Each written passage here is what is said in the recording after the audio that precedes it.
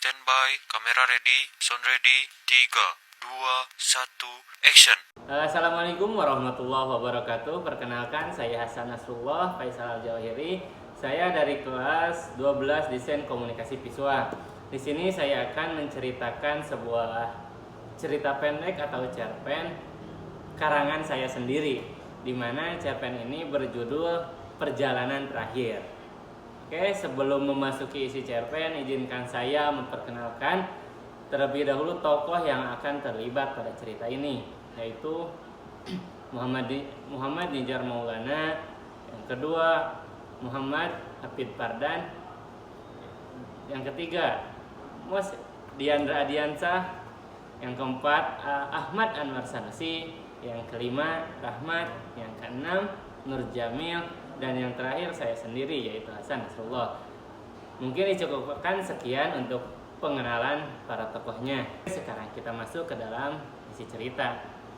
Pada hari Rabu tanggal 3 Juli 2024 kami berkumpul bersama untuk membahas agenda main bareng ke tempat wisata.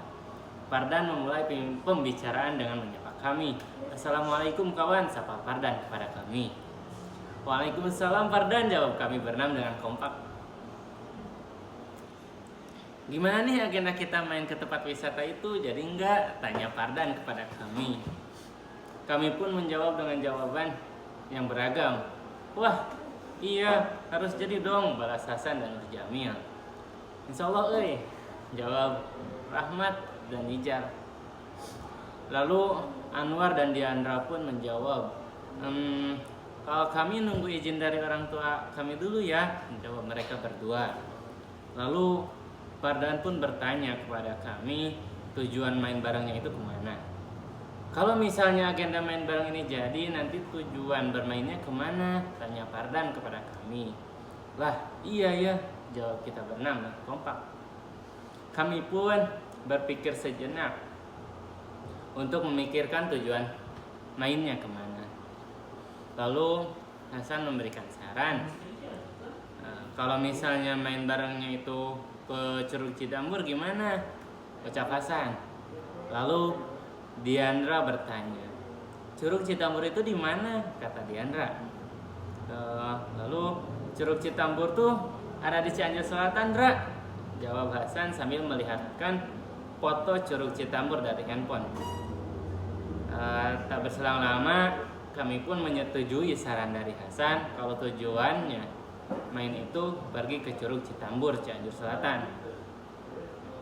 Kumpulan pada hari Rabu tanggal 3 Juli 2024 pun selesai. Lalu keesokan harinya kami berkumpul kembali untuk membahas hari pemberangkatan ke Curug Citambur. Fardan memulai pembicaraan dengan bertanya kepada Anwar dan Diandra. Diandra, Anwar, gimana, jadi enggak? Sudah ada izin belum dari orang tua kalian? Tanya Fardan kepada mereka berdua. Lalu mereka pun menjawabnya, Alhamdulillah udah ada izin nih dari orang tua kami, jawab Anwar dan Diandra. Lalu Diandra bertanya, jadi pemberangkatannya mau tanggal berapa? Tanya Diandra. Nur Jamil pun menjawab pertanyaan dari Diandra, gimana kalau Sabtu sekarang? Sabtu sekarang tuh tanggal 6 Juli, sambung Jamil. Lalu kami pun menyetujui usulan dari Jamil, dan kami pun menarik kesimpulan bahwa tujuan main barengnya ialah ke Curug Citambur, Cianjur Selatan, dan untuk pemberangkatannya adalah hari Sabtu tanggal 6 Juli 2024. Hari pemberangkatan pun tiba. Kami berkumpul di rumah Hasan untuk menunggu Nur Jamil dan Anwar yang belum datang. Sambil menunggu, kami berbincang ringan soal rute yang akan ditempuh. Tak terselang lama, Jamil dan Anwar pun datang. Tidak menunggu lama dari kedatangan mereka, kami langsung berdoa sebelum perjalanan jauh ini dimulai.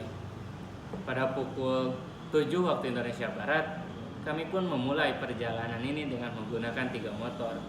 Dan motor almarhum Nijar memimpin di depan kami. Pada pukul 8:10 kami singgah sebentar di sebuah pom bensin daerah Cibeber untuk mengisi bahan bakar motor kami. Dan sekitar pukul 8:25 kami pun melanjutkan perjalanan. Selama di perjalanan kami banyak melihat sekali pemandangan yang sangat indah. Dan sekitar pukul 10.30 kami pun sampai di tujuan kita, yaitu Curug Citambur dengan selamat. Sebelum memasuki area Curug Citambur, kami beristirahat sebentar di area parkir. Setelah dirasa cukup istirahatnya, kami pun berjalan masuk ke dalam area wisata Curug Citambur. Sesudah masuk ke area wisata, kami pun bersenang-senang di sana dan mengambil beberapa foto. Setelah puas bermain-main di curug, kami pun berkumpul dan berbincang-bincang. Masa kita pulang sekarang? Kalau kita main dulu ke pantai Afra Sindang Barang gimana nih? Hasan memberikan usulan kepada mereka. Lalu Fardan menjawab, "Lah iya, gimana nih?" jawab Fardan.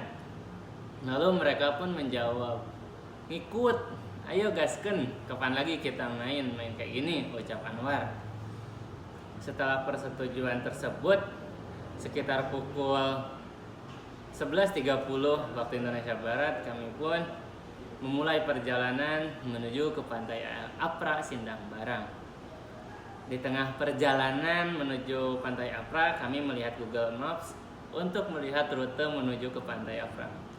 Setelah menemukan jalan pintas menuju ke pantai Afra, tanpa pikir panjang, kita pun memulai kembali perjalanan dengan mengikuti arahan dari Google Maps. Di tengah-tengah perjalanan, keanehan pun mulai datang, di mana jalan yang kita lalui mulai hancur, rusak parah, seakan-akan kita melaju di atas sungai yang kekeringan. Tanpa menaruh rasa curiga, kami pun terus melaju sesuai dengan arahan dari Google Maps. Semakin kita melaju, semakin rusak pula jalan yang kita lalui. Di tengah perjalanan, kami pun menanyakan jalan kepada salah satu warga setempat dengan menggunakan bahasa Sunda. "Punten Pak, dupi Jalan Agung tercaket," tanya Hasan ke salah satu warga sekitar. Lalu warga itu pun menjawab, "Atas caket jang, teras we kapal payun," jawab warga tersebut. "Oh mohon Pak, hatur nuhun sataacana," jawab kita berbarengan. Setelah itu kami pun melanjutkan perjalanan. Setelah beberapa saat berjalan, kami bertanya dalam hati masing-masing, "Kok gak sampai-sampai ke jalan utama?" Lalu kami pun berhenti sejenak dan bertanya kepada masing-masing orang yang ikut, "Hei, gimana nih kok gak sampai-sampai ke jalan utama?" ucap Jamil. Lalu Nijar pun menjawab, Lah iya, gak sampai-sampai.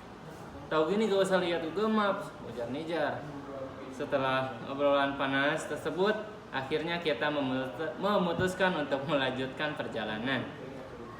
Sekitar pukul 2 siang, akhirnya kita kembali ke jalan utama, di mana jalan tersebut sangat ramai dan ada pasar juga. Setelah sampai di jalan utama, kita pun istirahat di sebuah masjid untuk melaksanakan sholat zuhur dan makan siang. Setelah beristirahat untuk melaksanakan sholat zuhur dan makan siang, sekitar pukul 2.30 kita memulai kembali perjalanan menuju ke pantai Afra. Di tengah-tengah perjalanan, tiba-tiba hujan turun begitu lebatnya, dan kita pun kembali singgah di sebuah warung untuk memakai jas hujan. Setelah memakai jas hujan, kita pun melanjutkan kembali perjalanannya. Setelah perjalanan yang sangat menguras energi, akhirnya sekitar pukul 4:20 kita pun sampai di pantai Afra Sindang Barang dengan selamat. Kita langsung menuju ke pantainya. Kita bermain-main di sana dan mengambil banyak foto. Di sela-sela bermain, kami pun mengobrol. Setelah sekian lama perjalanan yang kita lalui, akhirnya kita sampai juga dan bisa menikmati senja di sore hari yang sangat indah di pantai. Sekitar pukul 5.30 kita memutuskan untuk pulang. Di tengah-tengah perjalanan, kami singgah di sebuah pom bensin di daerah Sindang Barang untuk melaksanakan sholat maghrib. Dan setelah melaksanakan sholat maghrib, kami pun mengisi bahan bakar motor kami. Setelah itu kami pun melanjutkan perjalanan pulang. Dan sekitar pukul 11 malam akhirnya kita sampai di Cianjur dan kembali ke rumah masing-masing dengan selamat. Mungkin dicukupkan sekian dari cerita tersebut. Kita bisa mengambil pelajaran dari cerita tersebut adalah berpikirlah sebelum memutuskan sesuatu dan harus berani bertanya supaya tidak tersesat di tengah jalan. Cerita ini saya buat untuk mengenang almarhum Muhammad Nijar Maulana bin Bapak Yana Mulyana Yusuf yang wafat pada hari Kamis 29 Agustus 2024. Semoga almarhum ditempatkan di tempat terbaik dan diwafatkan dalam keadaan husnul khotimah. Cianjur, 19 Februari 2025. Wassalamualaikum warahmatullahi wabarakatuh.